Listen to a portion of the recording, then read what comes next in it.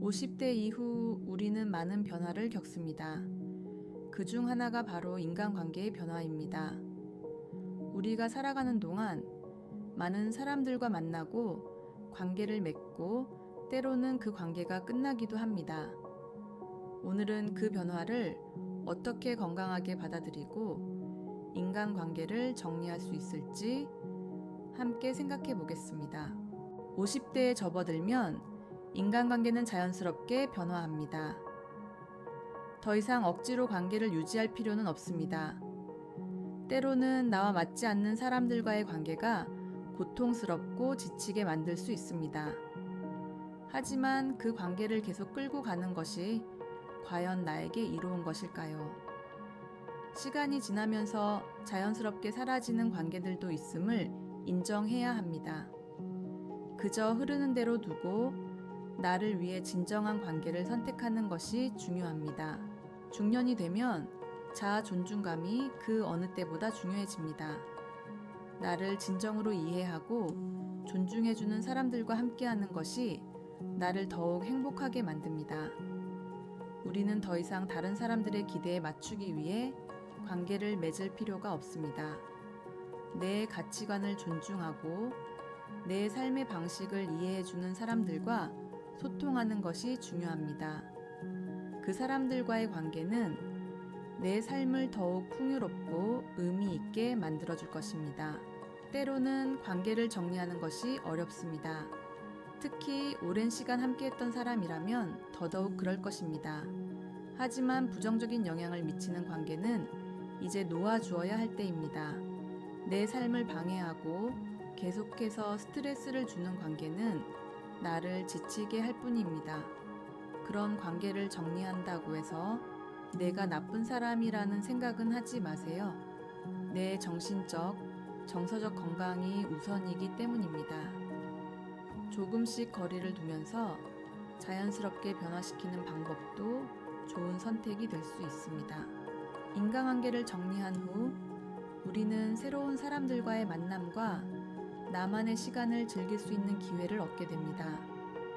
50대 이후에도 새로운 사람들과의 관계를 쌓아가며 나만의 삶의 방식에 맞는 소중한 인연을 만들 수 있습니다. 우리는 더 이상 과거의 관계에 얽매이지 않고 나를 위한 관계를 만들어갈 수 있습니다. 나 자신을 아끼고 사랑하며 나만의 삶을 더욱 풍요롭고 행복하게 만들어가길 바랍니다. 사실 많은 사람들이 50대 이후 인간관계를 정리하는 데 어려움을 겪습니다. 그럴 때 우리가 서로 공감할 수 있는 이야기가 필요하죠. 오늘은 하나의 사연을 소개해 드리려고 합니다. 아마 이 이야기는 많은 분들이 느끼고 있을 법한 이야기일지도 모릅니다. 그는 어느 날 자신이 오랫동안 지켜왔던 한 관계에 대해 고민을 시작했습니다. 그 관계는 무려 20년이 넘는 시간 동안 이어졌고 서로의 삶에서 중요한 존재가 되어 있었습니다. 매일 연락을 주고받으며 때로는 서로의 아픔을 나누고 기쁨을 함께했던 소중한 친구 같은 존재였습니다. 하지만 시간이 지나면서 그 관계에서 점차 불편한 감정들이 쌓이기 시작했습니다. 처음엔 작은 불편함이었지만 점점 그 감정은 커졌고 결국 그 관계가 자신의 삶에 점점 더 큰 부담이 되고 있다는 것을 느끼게 되었습니다.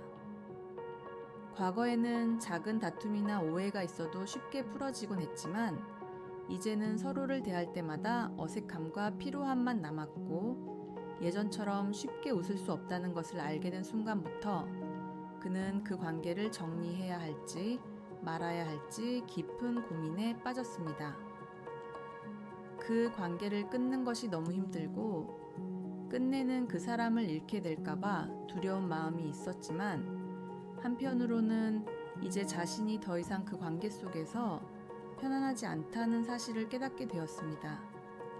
그동안 너무 많은 에너지를 소모했던 것 같다는 생각도 들었고 마음속 깊은 곳에서 나를 위한 관계를 만들어야 하지 않을까 하는 질문이 떠오르기 시작했습니다.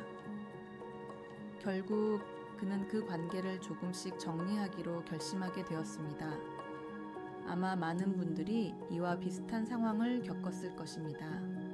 오랜 시간 동안 함께한 사람이라 쉽게 끊을 수 없지만 그 관계가 나에게 더 이상 좋은 영향을 미치지 않는다면 우리는 그것을 놓아줄 용기도 가져야 합니다. 우리 모두 나를 위한 관계를 만들며 더 행복한 인생을 살아가길 바랍니다. 여러분도 나만의 방법으로 인간관계를 정리해 보세요. 그리고 새롭게 시작하는 인생을 함께 만들어 나가요. 오늘도 내일도 내 삶을 더 소중하게 살아가길 기원합니다. 중년의 책방이었습니다. 구독과 좋아요는 채널 영상 제작에 힘이 됩니다. 감사합니다.